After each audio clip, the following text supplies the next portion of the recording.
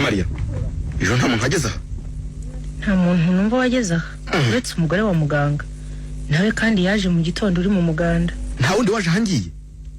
ariko reka amakorosi bazi icyo ushaka ngo usubize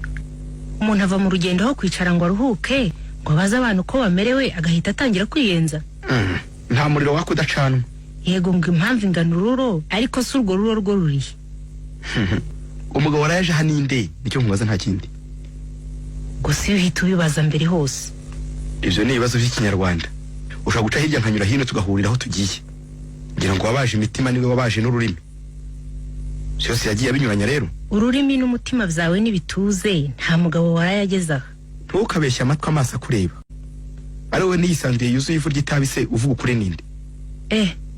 yohani yari yanyuze hano ajya ku Musanze cyakora yahamaze nk'umunota umwe nyuma aragenda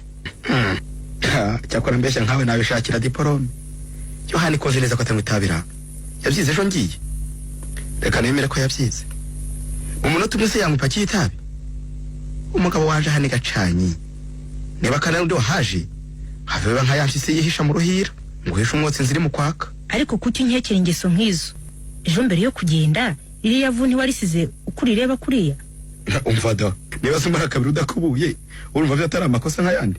umuntu ni nkundi nawe wagushungura ntiyakuburamo inkumbi reka nkubise ndebe iyongo ntibwira ntamenye umuntu uhengera ngiye akinjira urugo rwanjye